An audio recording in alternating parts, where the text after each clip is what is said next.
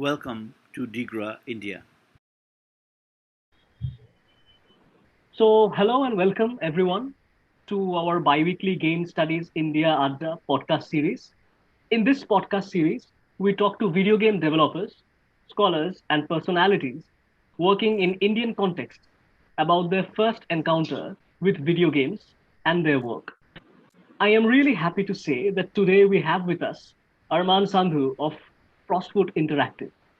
His beautiful game, Forgotten Field, has just released and is being exhibited at Ludo Narracon, a digital convention celebrating narrative games and hosted on Steam, a fact we are extremely proud of and happy to hear of as Indian gamers.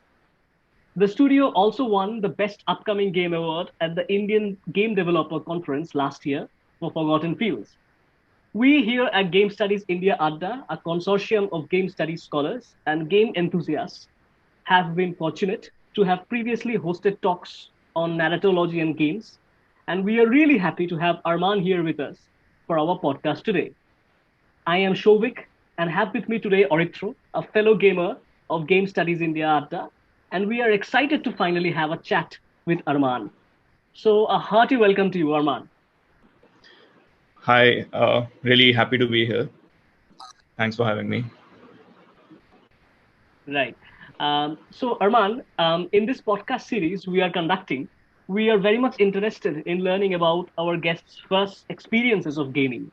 So let's begin with that, shall we? Can you please tell us a bit about the first games you played? How did you grow up with games, and how did your game thinking evolve? So it's kind of unusual, but I guess it's very normal in India. So we started with like my parents bought me, those knockoff kind of video game systems. So they were basically just like Nintendo things, but they were uh, I don't know, knockoff type of systems, and they had these. Uh, so that was around the late 90s, and we played games like Mario and Contra, Excite Bike. So it was just really random, and we had no idea, what games were popular at that time. We didn't know what Zelda was, which other people in other countries grew up with, and it was just we'd go to some shop and just look at these cassettes and just buy whatever looked cool, and they would have hundreds of games in them. So that was most of late 90s and early 2000s. Then we got a PC for work and studies, but obviously it was for games. And we games like Motocross Madness, I think, and Midtown Madness, those were pretty popular. um, for us, it was, again, we didn't know anything about the games we were getting, but we would just stumble upon them through demo discs and such. And uh, we were just excited to see how games were becoming bigger and bigger. Then I think eventually I stumbled upon GTA 3, and that was a huge, that was something huge. Like, you can just go anywhere, you can do anything. That became Then we went into Vice City and San Andreas, Max Payne, and I'm sure a lot of people in India have had the same story, and NFS, those games. So around 2004 or something, it started becoming, we would see interesting games, but we couldn't play them because you needed a graphics card, and you know, barely any of my friends had it. Uh, but I think, like, around 2005, 6, my parents bought me a graphics card, and I was then I started getting into, like, researching games online, like what is there to play. Stumbled upon Fable, which is action RPG, and Fable led me to Elder Scrolls Oblivion, The Witcher 1, and all these RPGs. And then a whole world opened, like, started going on GameSpot and all these websites, and Mass Effect. And from there, it's been just playing, a lot of amazing RPGs and everything. So, yeah.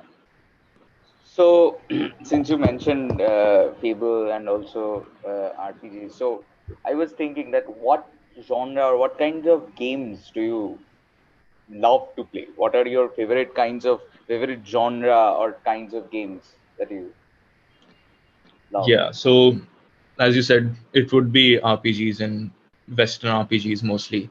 So uh, fantasy RPGs and sci-fi both are, I love both.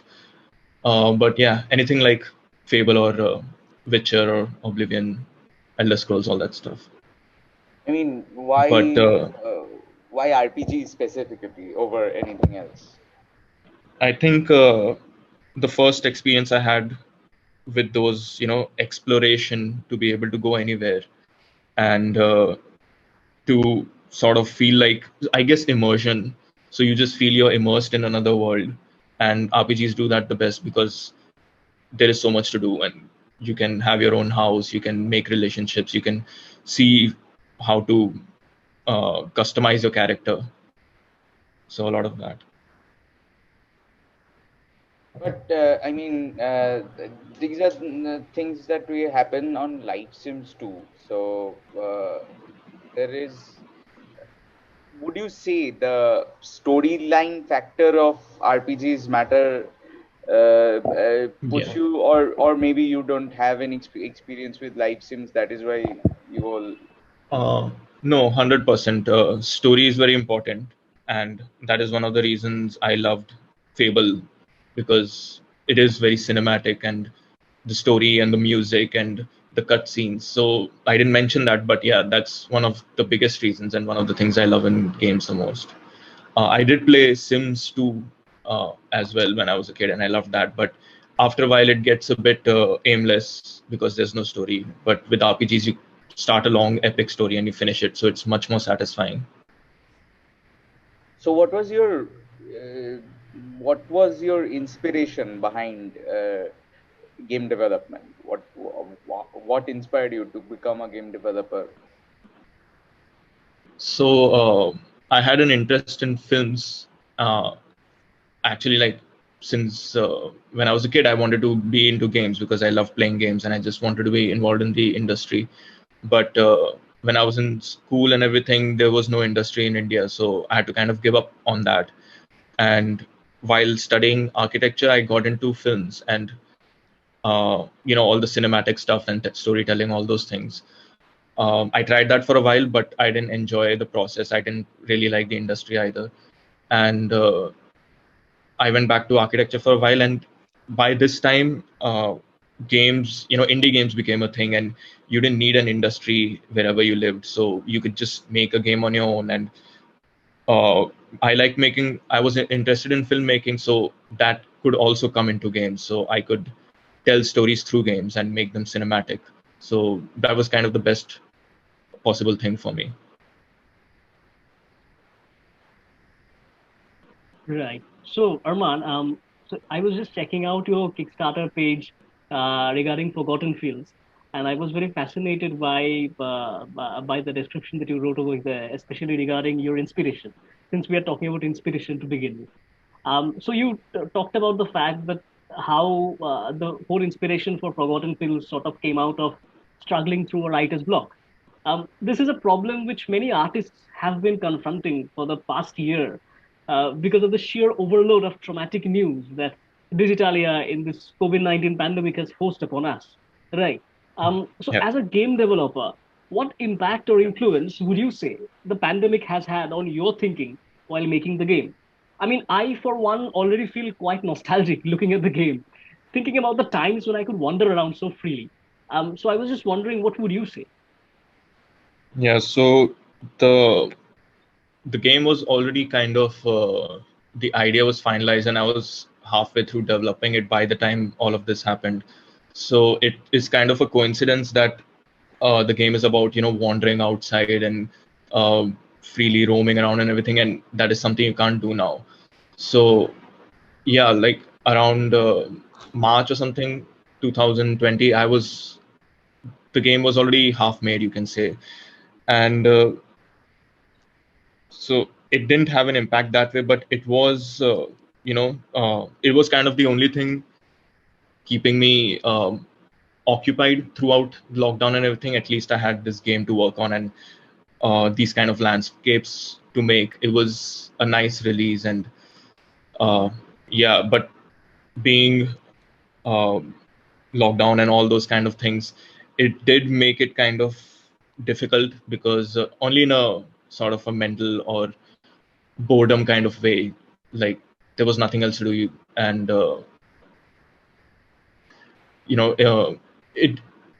it kind of burnout is much more possible because you don't have a release. But yeah, luckily the idea and the game was already half made by that time. So I was looking at both Rainswept and Forgotten Fields, the art style. They were strikingly unique and similar. What was the inspiration behind the art style that you chose? And also, alongside this question, there's another one. I've seen there is a sort of camera perspective change with Forgotten Fields, uh, whereas in case of Rainswept, which was side scrolling, there I can see the camera has taken a top down view sort of. So what are the inspiration behind both of these aspects of your games? Yeah, so I think behind both of those things, mostly it comes from a skill limitation of mine. So I can sort of draw, but I'm not really an artist, or I don't have that much knowledge about, not that much professional knowledge. So for Rainswept, I went for 2D side scrolling because it would be the quickest and the easiest thing to make. Especially those blocky shapes are like really quick to make. You can just use a lasso tool on Photoshop and you can make that. So it was going to be a really simple style because it was my first game and I had to do it all on my own. And I made it quite colorful because, first of all, if it's simple looking and if it's sort of monochromatic or something, it's very difficult to make it look visually eye catching. So I knew that it has to be very colorful. And so, yeah, that's how Rainswept came to be. And Forgotten Fields, yeah, it was more of 3D modeling, and uh, it is also simple, but so the top-down view comes because I tried a lot of views, and it was side-scrolling in the beginning, but it didn't look good. And I don't know, just while experimenting one day, when I took it to top-down view, the same scene looked really good because when you pull the camera out that far, it looks a lot more detailed. So that was the main thing. When I just did that experiment, it immediately looked better. So I was like, okay, this game is going to be top-down. So funny thing, you mentioned the skill limit and stuff, and it actually so I also have the experience of working within the limited skills that we have. So I was thinking that with your experience and skills, what would you say your style of visual designing would be? Do you, I mean, uh, I would like to know that where if you if you want or to make, if suppose if you had the skill, would you go for would you go for a minimalist style or a maximalist? And what would be if you had the skill? Is it or do you vouch for minimal design styles or maximal? Yes.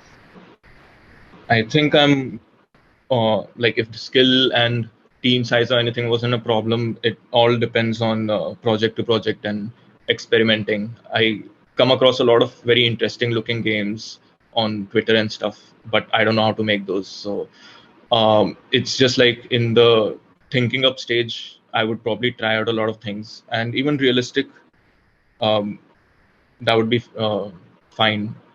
But yeah, really depends.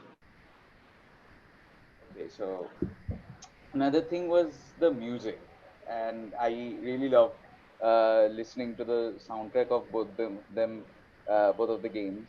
Um, the thing is, uh, how I was thinking about the behind the music thing.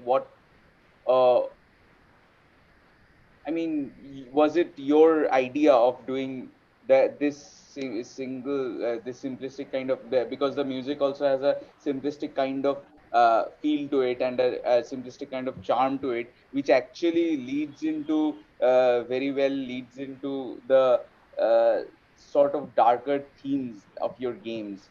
So, do you create the music according to the themes, or that is also based on your skill level that you choose the music?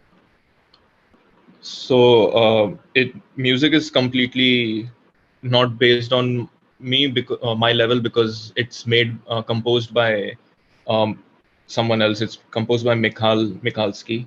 So and he's a composer for many other games as well, like the Cat Lady is one of them.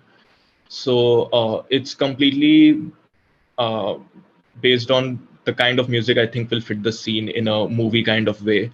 So I listen to a lot of soundtracks, and they kind of inspire me, and I can imagine them with scenes. So whenever I'm making a scene for the game, I listen to other movie soundtracks or game soundtracks, and I'm like, if I could have this kind of music in this scene, it would be amazing. It would be like a movie.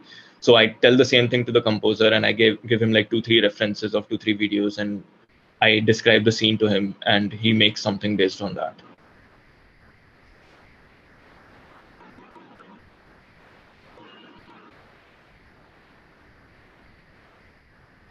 So Arman, we are living in a very exciting moment currently in the Indian gaming industry right now, right? With the number Yeah. of games that are coming out and that are so diverse in character. So I'm just curious about what do you think of your contemporaries, especially narrative-driven games by similar indie studios like Studio Olimingus, so to say, or for other action or adventure games like Raji, for example. What kind of Yeah. differences do you feel are there in the approach that you take to gaming and the approach that these other sort of different shades of creators are taking to their forms of gaming? And how do you see Indian gaming sort of sort of reinventing itself and sort of growing into its own being in the coming years? So, if you could please share your thoughts on that. Yeah, I think it's really exciting, and it's very, you can say, suddenly out of nowhere. Like I think 5 years ago, this scene wasn't there. So in the past 1 or 2 years, I have seen so many developers and games coming from India, all around at the same time. So, and we had this Indian Harvest Festival on Steam, which is still going on. And yeah, like you said, Raji is one of the obviously the biggest one, and it's been globally seen in many conventions and ceremonies and stuff. And recently, In My Shadow is another game which released, which is a platformer.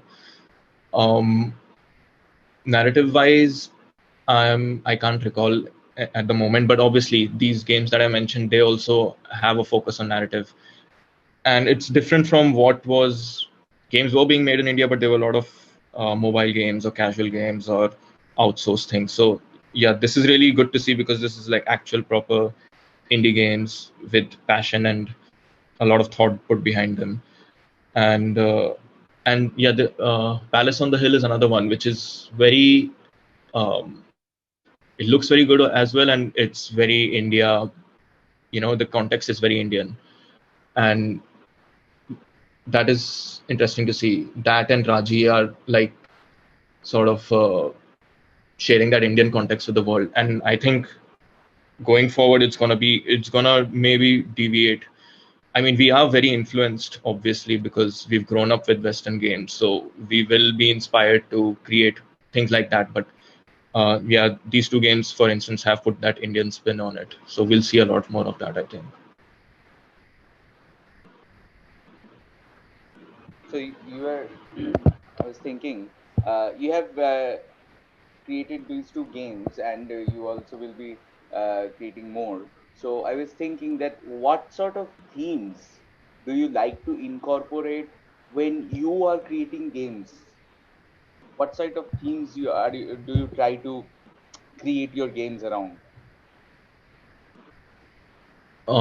So you mean in the story, or um, like overall visuals or atmosphere, things like that? Overall, with both the story and the gameplay and the Mm. uh, music, or maybe the visuals. uh, So overall? What are the themes yeah, I'll do you like to explore yeah in the games that you make? yeah. So I like atmosphere is one very important thing for me in games and has always been, like I said before, immersion. So I want that world to feel really nice to be a part of. Anyone who's playing in that game should just completely lose themselves in the game. So the sound, the visuals, and small details really matter. Um, and like I said, story is important. So I'm a fan of sort of emotional stories or uh, human stories and um, also cinematic kind of stories. So yeah, games that sort of have that uh, cinematic and human feeling while also feeling, like you can get lost in them. And also I'm like really nostalgic about those RPGs I played in the mid 2000s. So I play those and I just try to recreate that feeling as well. Although those are AAA games, I kind of try to bring that feeling to a small indie game. It's a lot about the game world, basically. And what sort of themes are you have you uh, yet you haven't yet worked on, but you are planning or you have an interest towards working about? I feel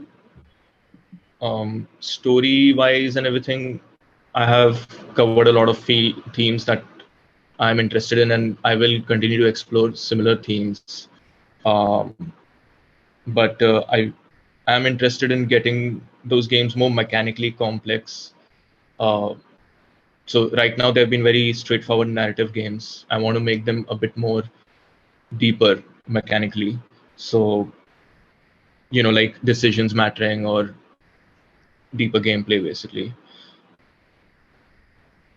Yeah, so since you were mentioning about mechanics, I was coming to that only. Yeah, so mechanically complex, when you are thinking about that, there has been there has been a question of recently the whole of game industry becoming a bit of deal in this game mechanics. So initially during the early 2000s and even in during 90s, there had been a rapid succession of creating many sort of game mechanics. I mean, we had the stealth genre being invented, the first person being invented, first person shooters being invented, and then again we then came across the walking simulators and also telltale-esque story narrative based linear kind of games. So when you are talking about mechanics, do you have any sort of are you when you are talking about mechanically a bit mechanically complex, do you mean that you want to add a sort of new kind of mechanics? Are you thinking about experimenting on that front of creating a sort of new kind of mechanics never tried before, or maybe uh, just trying to be inspired from other mechanics that the games that present day games already have? Yeah. So uh, exactly. I am not at the moment thinking of innovating and creating new mechanics, as mostly because technically, again, it's a limitation. I'm not very comfortable with these things, which is why my games have been mostly narrative, visual novel type. At the moment, I want to get to a level where I make those kind of mechanics which already exist in famous games and be inspired by them. So, very basic stuff like include more combat, more exploration, puzzles, things like that. But not an innovation at the moment. First, I want to get to that kind of basic level and then maybe look ahead.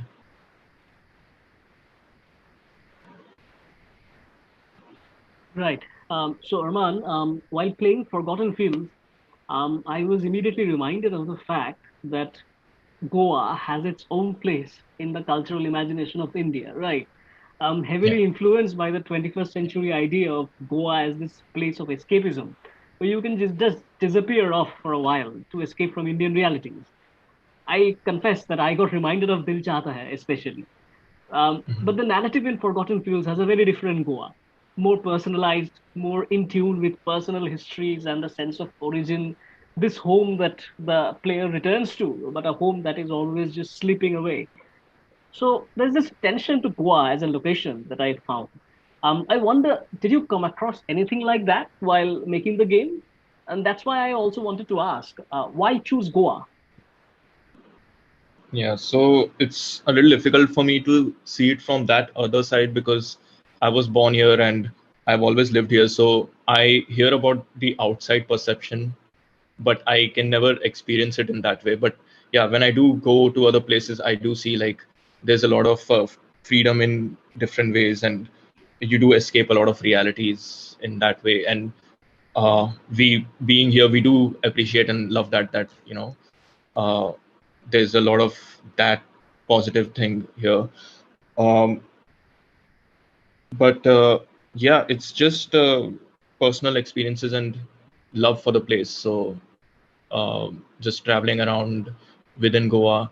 And so recently I moved out of Goa to Mumbai in 2019.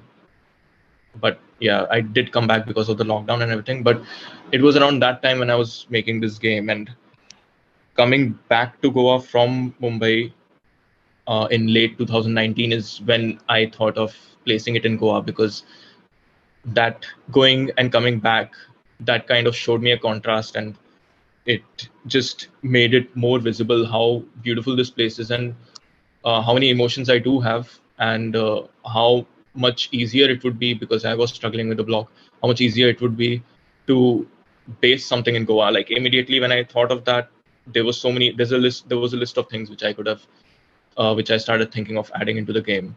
So uh, again, all about the atmosphere. Uh, so yeah, that was the main inspiration.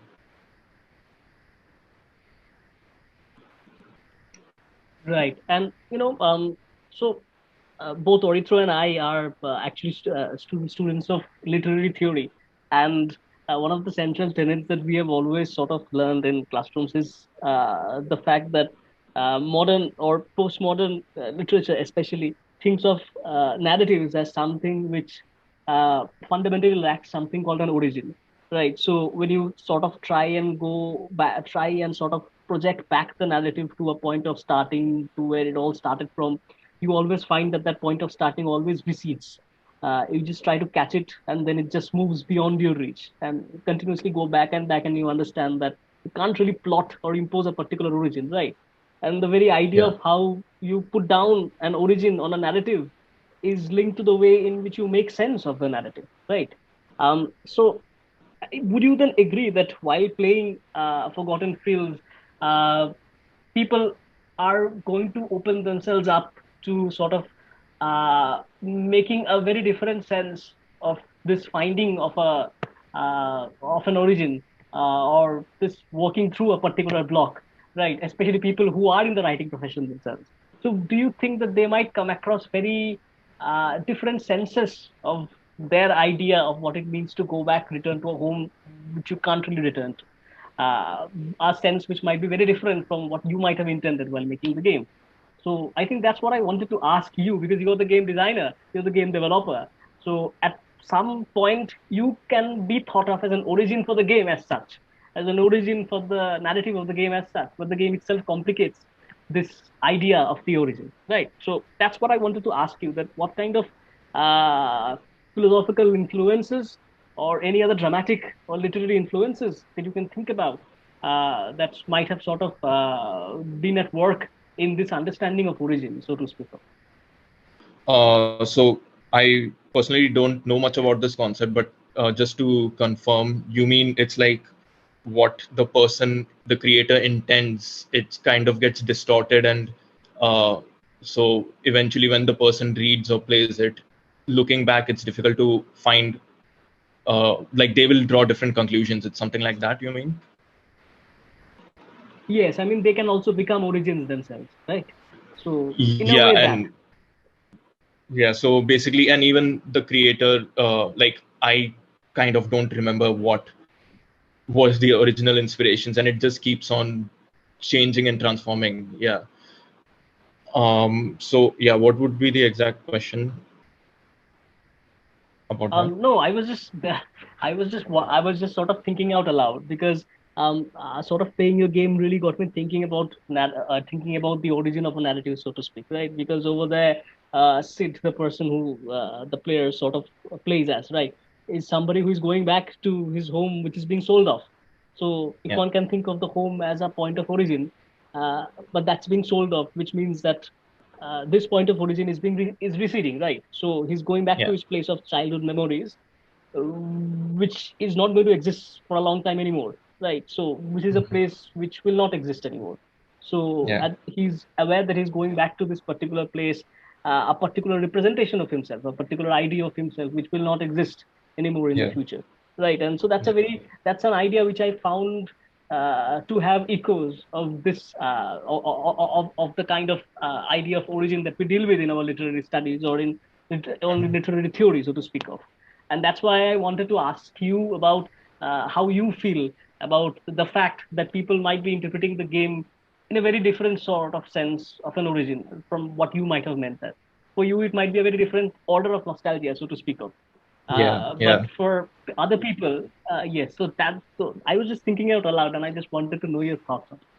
Yeah, I think it's even in any attempt of mine, it's never really possible to express exactly what I want to express. And what the final result is always sort of a confusion of, the attempt you make, and then it becomes a new thing. And this is the new thing which is then talked about and discussed. And but it only exists because I tried to make something and then it just became something else. So yeah, I don't know because that is the inspiration, and then there's the process, and then the end result, and I think all of those are important. So um, yeah, I mean the end result just comes because of an inability to express what I wanted to express, maybe, and the process is something which I enjoy, and the end result is something which the player would enjoy. So I hope that kind of makes sense.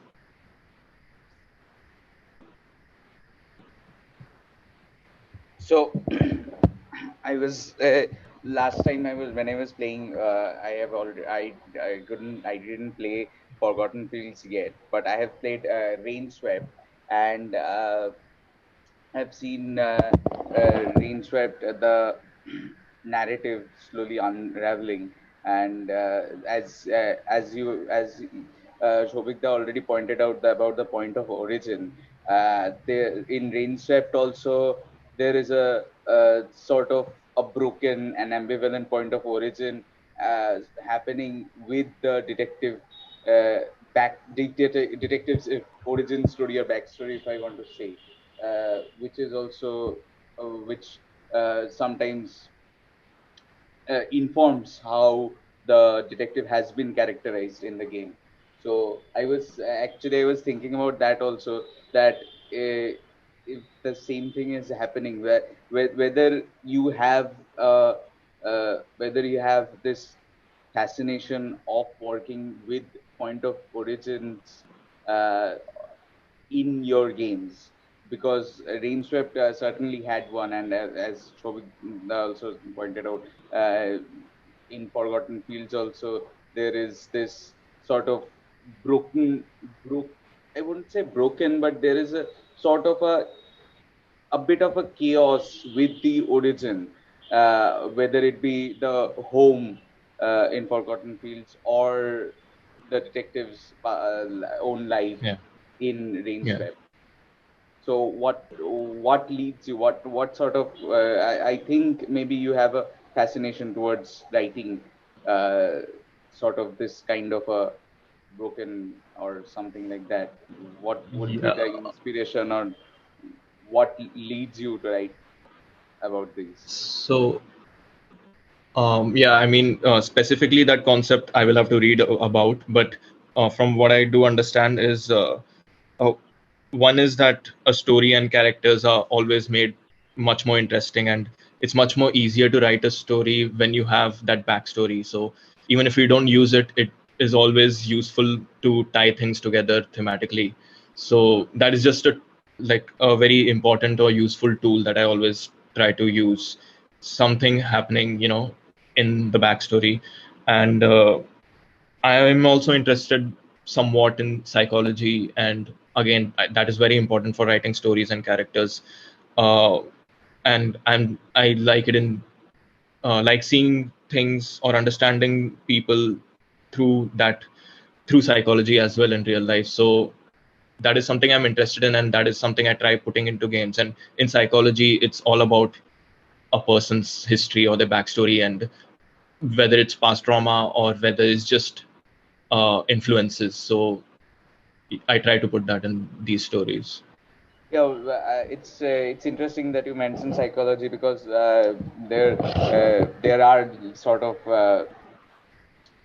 portions in your rain swept where it gets a bit dark about suicide and stuff like, and there are psychological traumatic works about that. And Yeah. I was thinking about that only, that what is your viewpoint on presenting the, because games certainly have up to this point not been dealing much with psychology and these sort of psychological uh, issues that we have. And certainly indie games have been doing this sort of okay, wait, we need to, let's do one thing, we shift to the new link and there we can continue it. Oh, Let's shift new to link, right? That thing. question. Right. Okay, let's continue now. Yeah, start. Okay. So what I was saying that in both of in at least range swept, there are, since you mentioned the concept of psychology and watching the viewing the characters, their psychology in your games. So I was thinking that recently there has been a strive towards representing there are several psychological issues like depression, psychosis. There has been only indie games have so far been doing a great job about representing in a very mm, respectable and very empathetic look towards these psychological effects or psychological issues that we have, because up until this point games generally do not only are fixated on external actions rather than our internal psychology. And recently there's a game, Hellblade Senua Sacrifice did that. Also Digitalism did a lot about this, and I also saw this kind of mature and psychological themes in Rainswept when it gets really dark, and it was a revelation for me too. So I was thinking, what is your view on this about representing of these really psychological effects, not just normal psychology, but also psychological issues like depression or trauma or suicide kind of things. Uh, what is your view about representing them in games? So, personally, like coming from someone who's interested in story and characters and those things most of all, uh, I think like those topics are just a very big part of what humans are, and I like telling human stories. So uh, that's how it becomes quite important to me, to make those characters feel like real characters. So yeah, it's just a huge part of huge part of what people are and why events happen or why a story happens. So it's prevalent in any real life event or any story. So yeah, personally for me and for story based games and for deep characters, it's important. And other than that, it's nice to see that, other games and even sort of mid-budget, not just indie games, but like Senua's Sacrifice, some more bigger games are also doing this, and now it's become quite accepted and sort of encouraged. So that is again good because more games like this, more people can relate to these topics, and more people feel sort of, they're just not the only ones going through something. And the more normal it becomes, the more someone might not even know that something they're dealing with is a thing, but when they see it in a game and they play it and see characters like this, they know that what it's called or what it's a thing and they can do something about it. And it's always better to be aware of a thing than just try to ignore it. So that way it's really helpful. And but other than that, obviously not every game needs to have it, and there are all kinds of games, and just pure fun action games are also great. But yeah, it's good to see more of these games coming in. Since you mentioned also the fun action games and stuff, and you see the genre of visual novel, there within the gamer circle there is sort of a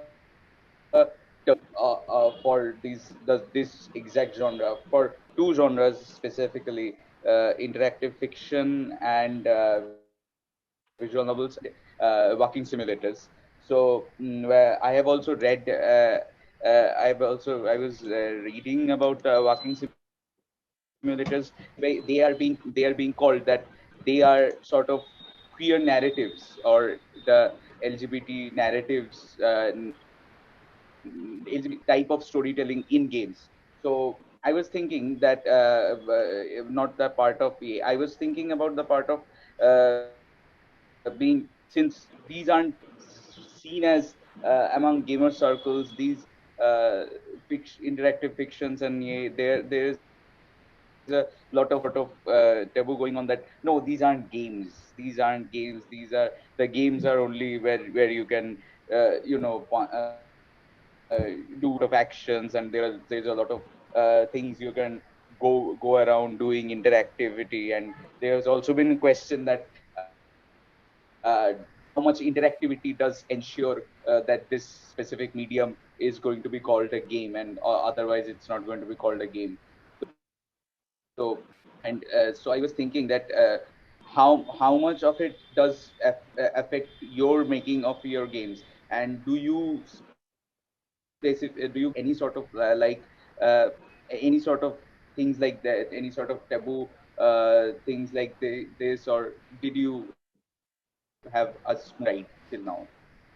Yeah, so it is something that, um, I mean, many years ago it was much louder and much like you wouldn't see games like this, and there would be a lot of criticism uh, from the majority. But recently, especially, I think To the Moon was a game which was purely narrative based, and 4 hours or so, and there was almost zero gameplay. There were few puzzles which are not related to the game. But when I started working on Drainswept, that was a major inspiration that if To the Moon can release a game which is purely narrative and barely any gameplay, and it can do that well, then there is an audience for this, and I don't have to be very worried. But it is something that still worries me a bit, and I try to make sure that I do add some sort of gameplay and some sort of puzzles as much as possible. But yeah, last few years it's just more and more like there's such a huge audience for narrative based games and visual novels and interactive fiction that now I think it's got a huge audience, which is not maybe majority, but at least at least on websites and communities, they are very vocal and you feel a lot of support. So I have personally not seen I've not encountered much, like out of 100 reviews or comments, there'll be one or two which will be like, this is pretty much a movie, and it's not much of a game. But yeah, 98% are very, they don't even talk about it because that's the kind of games they like. And some of them even say that some of those gameplay things were not needed. It could have been even lesser of those things and it could have been purely gameplay. So it's yeah, it's I think they're kind of trending in a way now, and the community is mostly supportive. Right. So I think we are nearing the end of our chat. Now that Forgotten Field has become such a success, and I have every hope that it is going to attract more and more gamers, what plans do you have for the future? Is there anything in the works? Are there any themes, any issues that you might be attracted to? So yeah, I have some ideas which contrasting to the block I had. Once the block was broken and I started working on Forgotten Fields, I got like 2-3 ideas, and there are a couple that I'm very excited about and obviously can't talk about. And but they will be kind of similar to what I have done. They will be cinematic. They'll be somewhat inspired by films. They'll be story character driven. And I think in the next 2 months or something, you should be able to see something about a future project. That's nice to hear. So I think that was a lovely conversation, and it was great to have you with us today, Armaan. We from Game Studies Thank you. India It was great Adda, being here. you're welcome, Armaan. We from Game Studies India Adda certainly hope to play more of your games in the future and have every hopes of more such reflective, narrative-driven games. So this concludes our episode for today, and we at Game Studies India Adda certainly hope to bring in more such game personalities. And do tune into our you do tune into our YouTube channel to sort of keep updated with our future interviews and future podcast series and talks. It was lovely talking with you, Armaan, and we wish you the best. And we certainly hope to play more of your games. Thank you so much for your time. And so that will be it for today. Thank you so much. Thank you. Thank you. So, bye. Yeah. Thank you. Yeah. Looking forward to share more games with you guys. Thank you. Thank you. Thanks. Bye. All right. Have a lovely day. Bye. Bye. Yeah.